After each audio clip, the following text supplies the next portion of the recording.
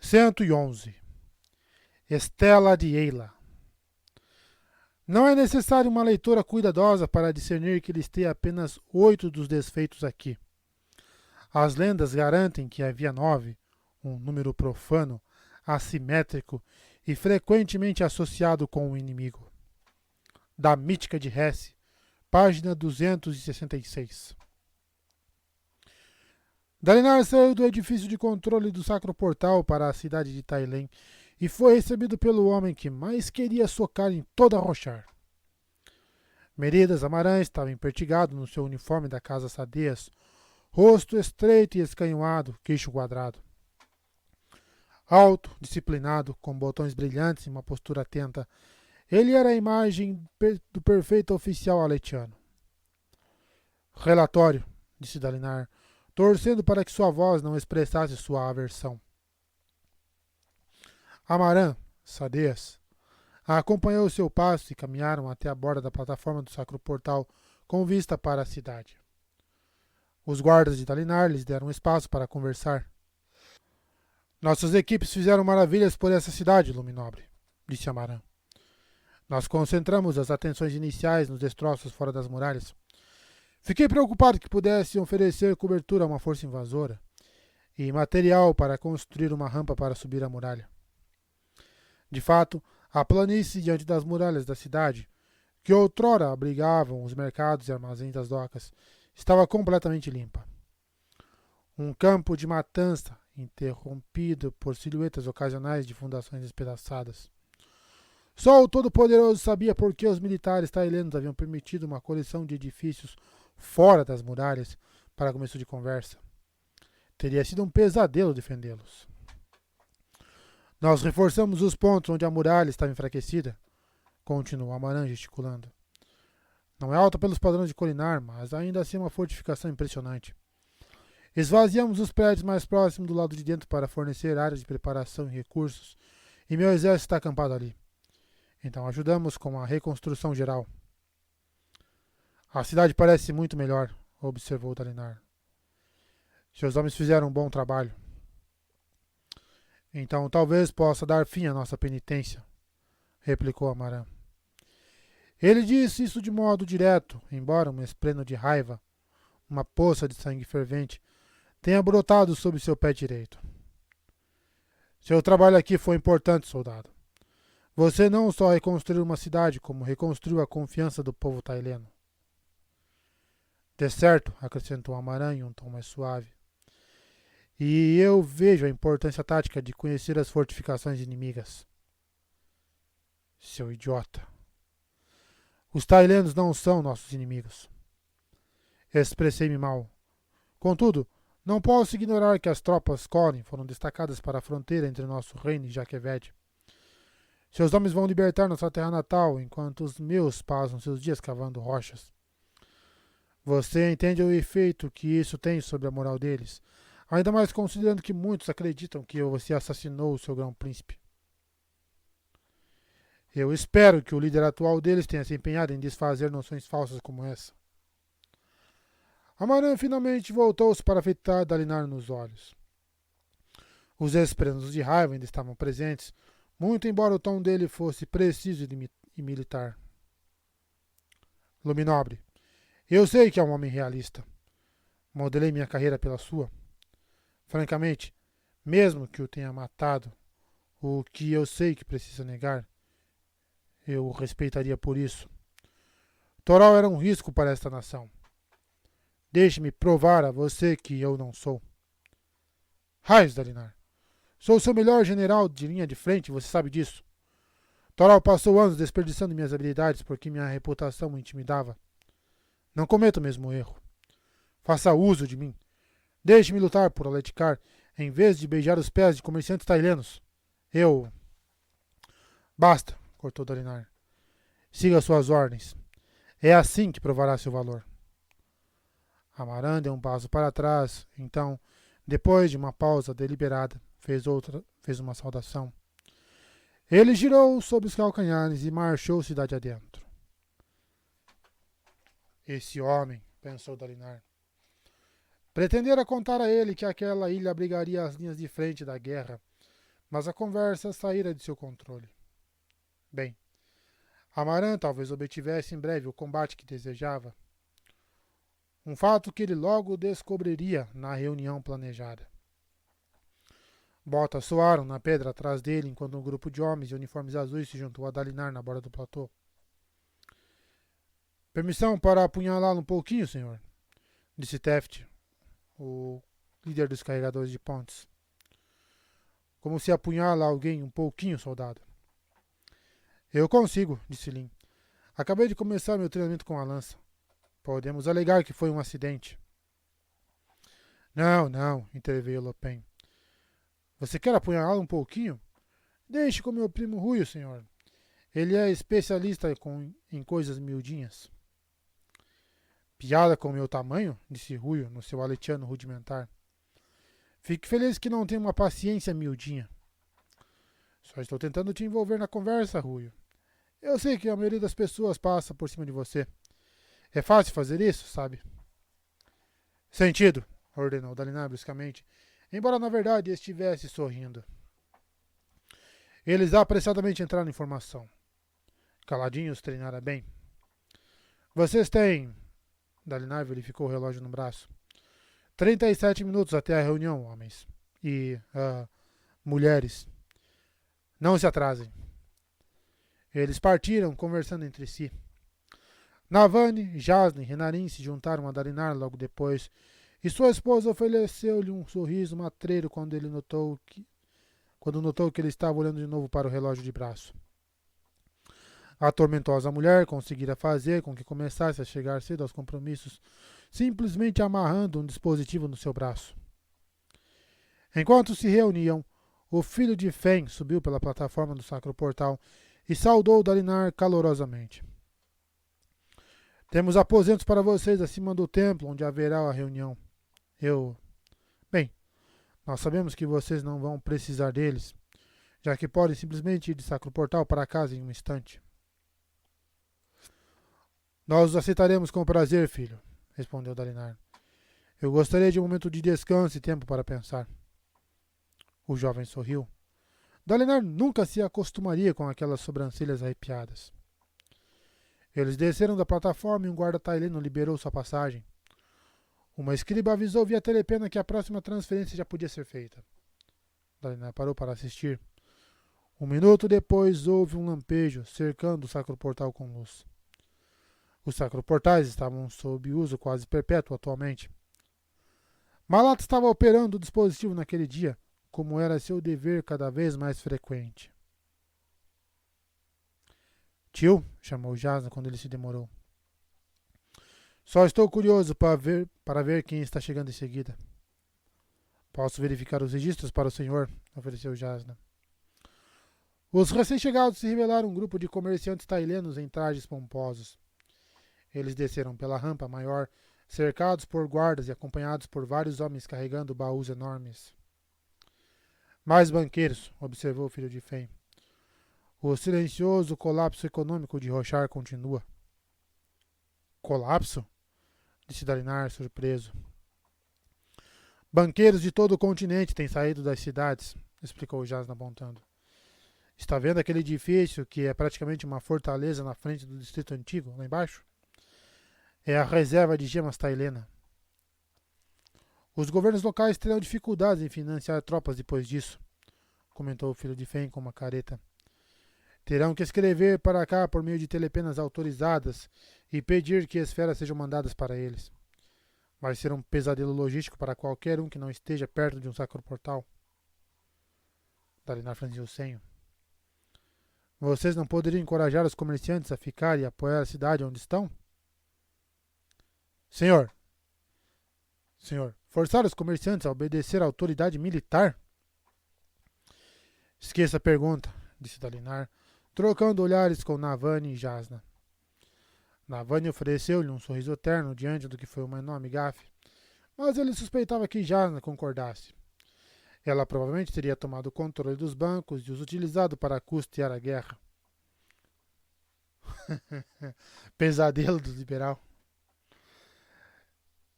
Renarin se demorou olhando para os comerciantes. Quão grandes são as gemas que eles trouxeram? Perguntou ele. Como assim, Luminobre? Disse o filho de Fen, olhando de relance para Dalinar em busca de ajuda. Devem ser esferas normais. Alguma gema maior? Indagou Renarin e se voltou para eles. Em algum lugar da cidade? Claro, muitas, disse o filho de Fen. Algumas são peças realmente bonitas, como em toda a cidade. Por que, Luminobre? Por nada, respondeu Renarin, e não falou mais nada.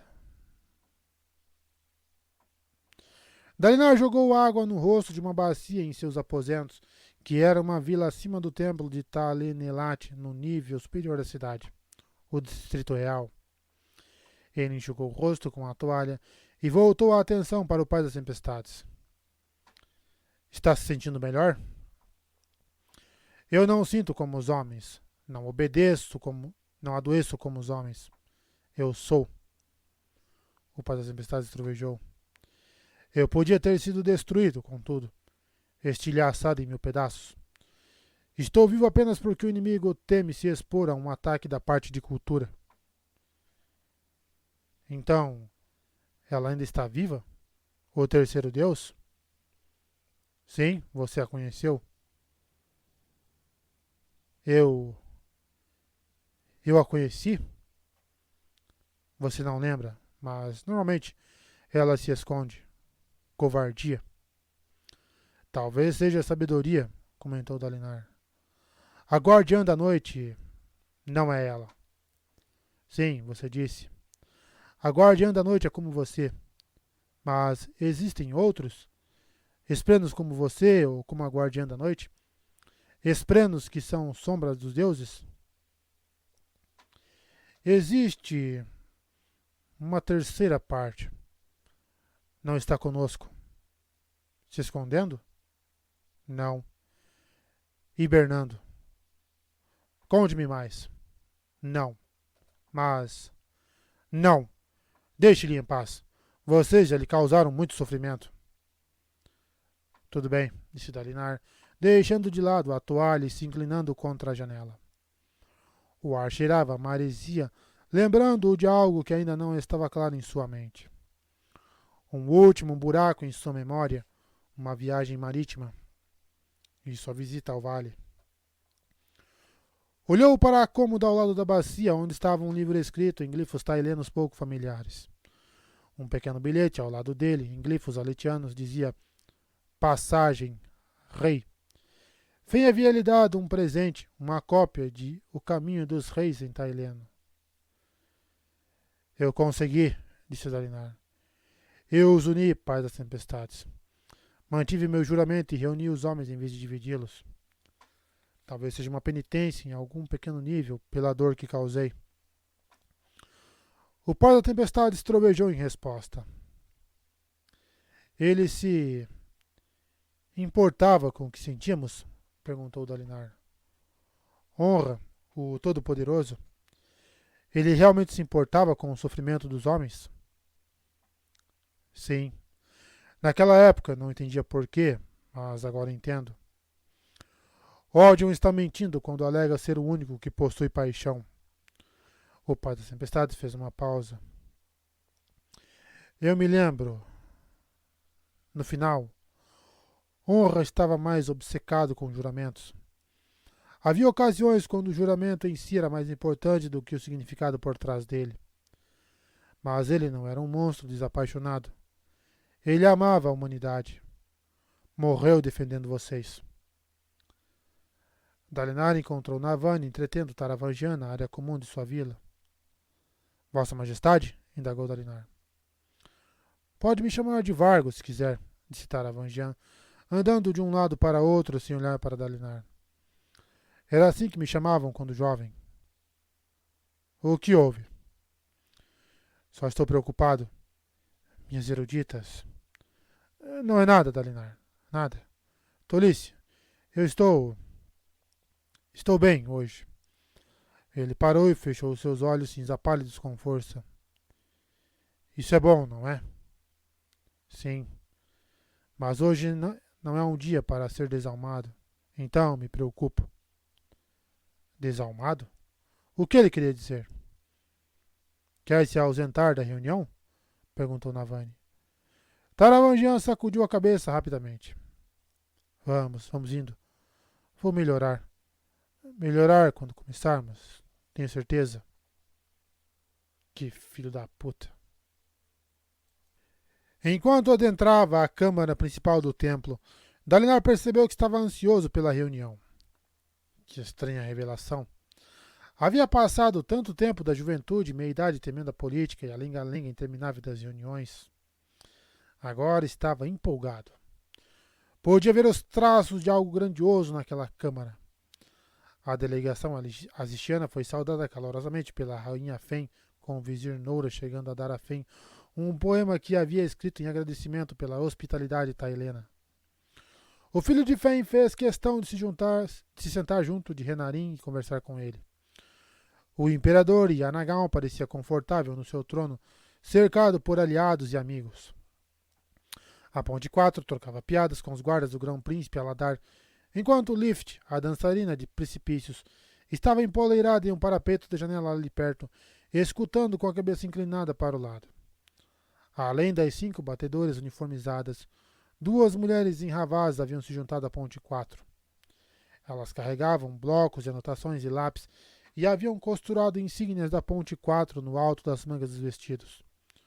O lugar onde escribas costumavam usar insígnias de pelotão.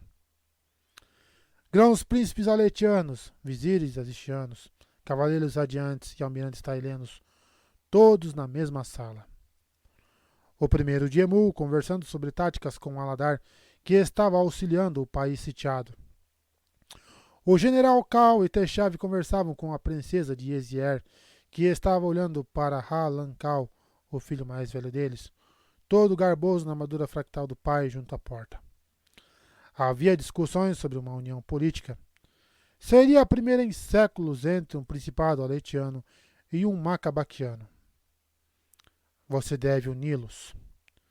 A voz sussurrou as palavras na mente de Dalinar, ecoando com o mesmo som ressonante de meses atrás, quando havia começado a ter as visões.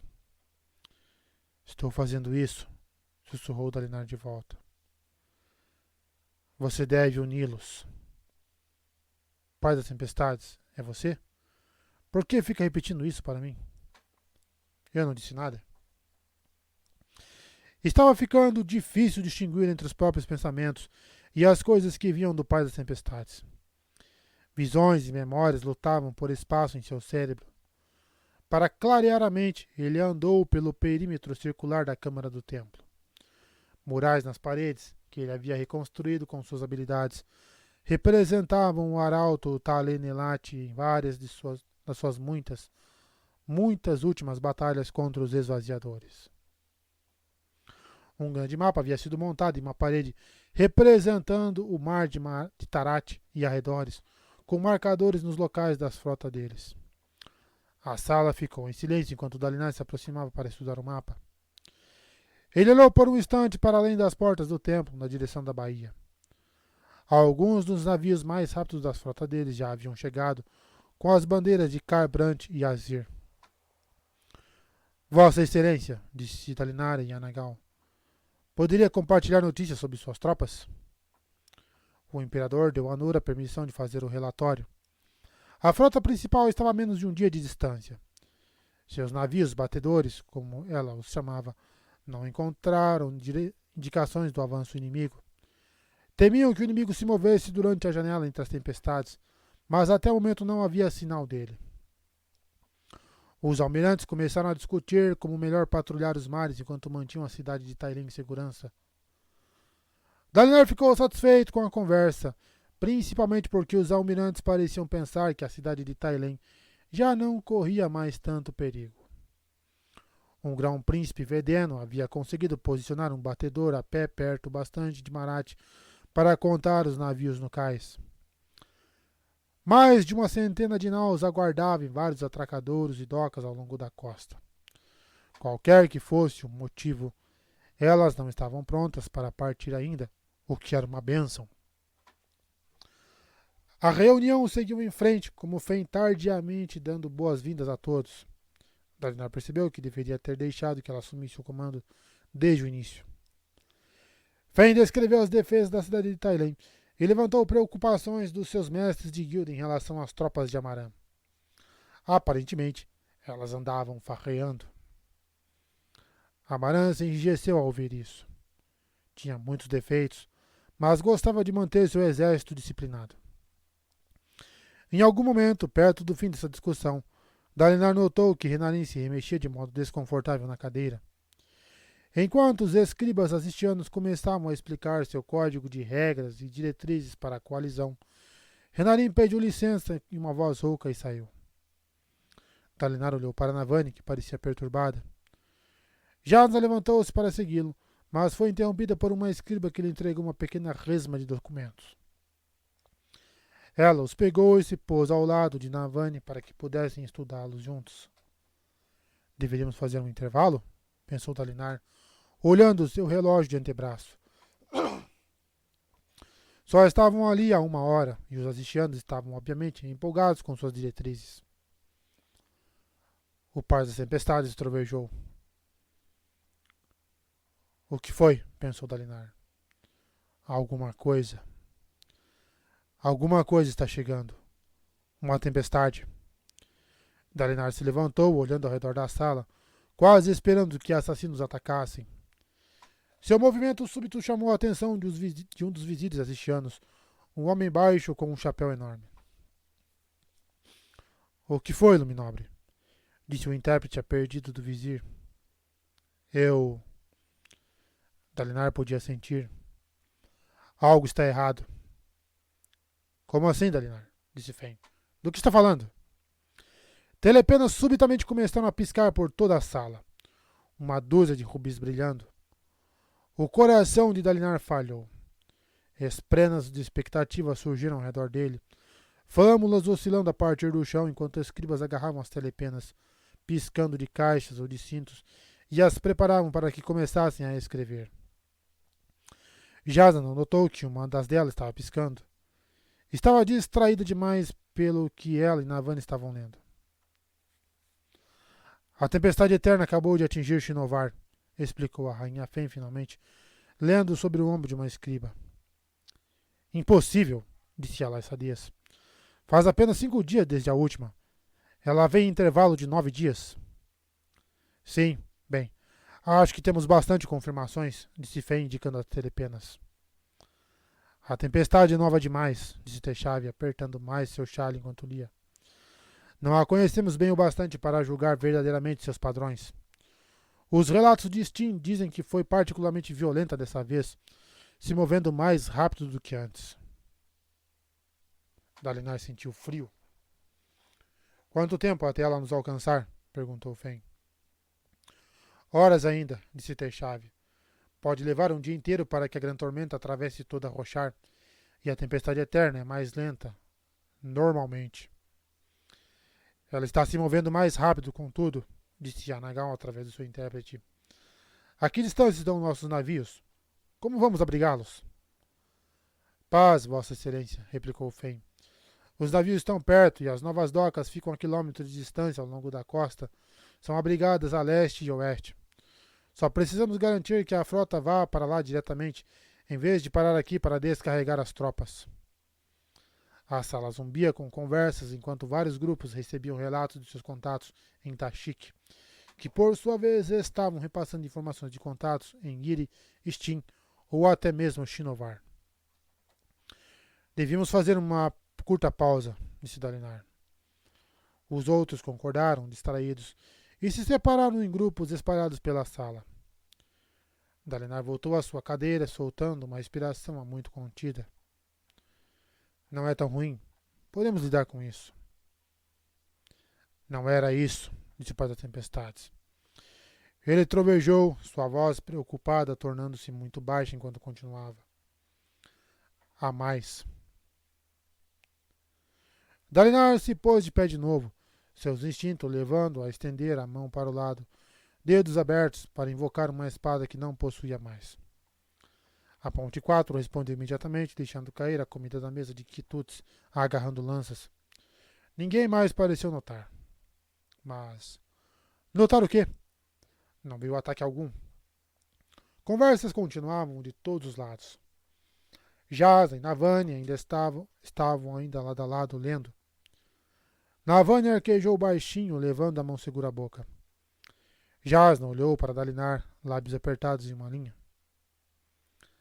A mensagem delas não era sobre a tempestade, pensou Dalinar, puxando sua cadeira até elas. Tudo bem, sussurrou ele, embora estivesse longe bastante dos outros para ter alguma privacidade. O que foi? Houve um avanço na tradução do canto do alvorecer, sussurrou Navani. Equipes em Carbrante, nos monastérios de Jaqueved, chegaram à descoberta separadamente, usando a semente que fornecemos através das visões. Estamos finalmente recebendo traduções. Isso é bom, certo? Disse Dalinar. Jasna suspirou. Tio, a peça que as historiadoras estavam mais ansiosas para traduzir é chamada de Estela de Eila. Outras fontes alegam que é antiga, talvez o documento mais antigo da memória escrita, supostamente feita pelos próprios arautos. Pela tradução, que enfim chegou hoje, o entalhe parece ser o relato de alguém que testemunhou a primeira vinda dos esvaziadores muito tempo atrás, antes mesmo da primeira desolação. Pelo sangue dos meus ancestrais, disse Dalinar, antes da primeira desolação? A última desolação acontecera há mais de 4.000 anos. Eles estavam falando de eventos perdidos no tempo. E podemos lê-la? Eles vieram de outro mundo, recitou Navani, lendo a partir da sua folha. Usando poderes que havíamos sido proibidos de tocar.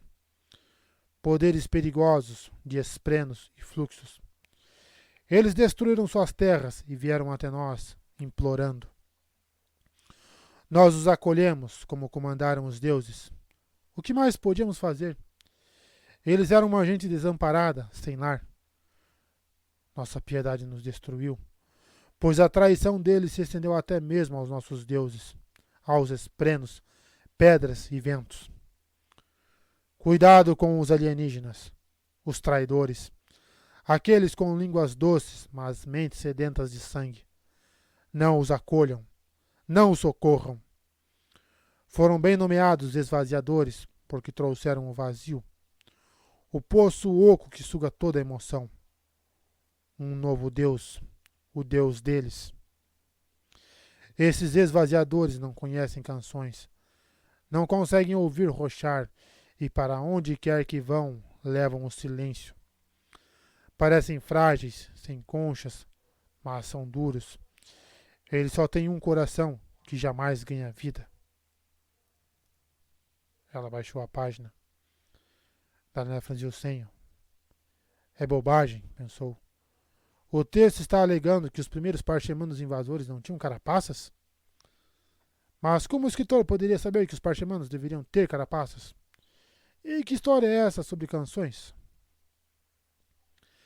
Então, tudo se encaixou. Isso não foi escrito por um humano, sussurrou Dalinar. Não, tio, disse Jasna baixinho. O escritor era um cantor do alvorecer, um dos habitantes originais de Rochar. Os cantores do alvorecer não eram esprenos, como a teologia costuma postular, tampouco eram arautos. Eles eram parchemanos, e as pessoas que receberam em seu mundo, os alienígenas, éramos nós, sussurrou Dalinar. Ele sentiu frio, como se houvesse sido mergulhado em água gelada. Eles chamaram a nós de esvaziadores. Jasna suspirou. Eu suspeitava disso há algum tempo. A primeira desolação foi a invasão de Rochar pela humanidade. Nós viemos para cá e tomamos a terra dos parchemanos. Depois de termos acidentalmente destruído o nosso antigo mundo com a manipulação de fluxos. Essa é a verdade que destruiu os radiantes. O pai das tempestades trovejou em sua mente. Dalinar fitou a folha de papel na mão de Navani. Um objeto tão pequeno e aparentemente insignificante havia criado tamanho abismo dentro dele. É verdade, não é? Perguntou ao pai das tempestades em pensamento. Raios. Nós não somos os defensores de nossa terra natal. Nós somos os invasores. Ali perto, Taravangian discutia baixinho com suas escribas. Então finalmente se levantou. Ele pigarreou e os vários grupos lentamente se detiveram. O contingente azistiano fez com que os servos puxassem suas cadeiras de volta para o grupo, e a rainha Fen voltou ao seu lugar, embora não tenha se sentado. Ficou de pé, braços cruzados, parecendo perturbada. Tenho notícias desconcertantes, declarou Taravangian. Vieram por Telepena agora mesmo. Elas envolvem o luminobre Colin. Não quero ser indelicado. Não, disse Fen. Eu também ouvi. Vou precisar de uma explicação. De acordo, disse Nora. Dalinar se levantou. Compreendo que seja perturbador. Eu não tive tempo para me adaptar. Talvez possamos encerrar a reunião e nos ocuparmos da tempestade primeiro. Podemos discutir isso depois. Talvez, disse Taravangian. Sim, talvez. Mas é um problema. Acreditávamos que a nossa guerra fosse justa, mas essas notícias sobre as origens da humanidade me deixaram desconcertado. Do que está falando? Perguntou Fen. Das notícias dos tradutores vedenos? Textos antigos afirmando que os humanos vieram de outro mundo? Bah, retrucou Fen. Livros poerentos e ideias para filósofos. O que eu quero é saber sobre esse negócio de grão-rei. Grão-rei? Indagou Yanagal através de um intérprete. Tenho aqui um ensaio, disse Fen, batendo os papéis contra a mão. De Zetá, a sonora, alegando que antes que o rei Urrocar partisse para Leticar, ele jurou a Dalinar que o aceitava como imperador. O vizir Nour ergueu-se bruscamente da cadeira. O quê? Imperador é um exagero, protestou Dalinar, tentando se reorientar para aquele ataque inesperado. É uma questão interna letiana. Navani se pôs ao lado dele. Meu filho estava apenas preocupado sobre sua relação política com Dalinar. Preparamos uma explicação para todos vocês, e nossos grãos príncipes podem confirmar que não estamos procurando expandir nossa influência sobre suas nações. Isso aqui, quis saber Nora, estendendo algumas páginas. Vocês também estavam preparando uma explicação para isso? O que é isso? Indagou Dalinar, se preparando. Relatos de duas visões que você não compartilhou conosco, onde você supostamente encontrou e confraternizou com um ser conhecido como Odion. Atrás de Dalinar, Lift arquejou. Ele olhou para ela e para os homens da Ponte 4 que murmuravam entre si. Isso é mal, pensou Dalinar. Coisas demais. Rápido demais para que eu possa controlar. Jasna se levantou de um salto. Isso é obviamente uma tentativa concentrada de destruir nossa reputação. Alguém deliberadamente liberou todas essas informações ao mesmo tempo. É verdade? Perguntou Nora em aletiano. Dalinar Colin, você se encontrou com nosso inimigo? Navani agarrou seu braço. Jasna sutilmente balançou a cabeça. Não responda. Sim, admitiu Dalinar. Ele disse que você destruiria Roshar? Perguntou Nora, direta. E esse antigo registro? Disse Taravangian. Ele alega que os radiantes já destruíram o mundo. Não foi isso que acabou com eles? Temeram que seus poderes não pudessem ser controlados? Ainda estou tentando entender essa bobagem de grão-rei, acrescentou Fen. Como pode ser apenas uma questão interna letiana se permitiu que outro rei prestasse juramento a você? Todos começaram a falar ao mesmo tempo. Navani e Jasna se adiantaram, respondendo aos ataques. Mas Dalinar só afundou na cadeira. Tudo estava caindo aos pedaços. Uma espada, tão afiada quanto qualquer arma em um campo de batalha, havia perfurado o coração de sua aliança.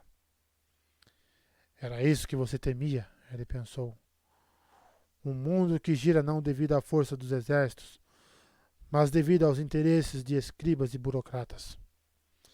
E naquele mundo, ele acabara de ser habilmente acuado.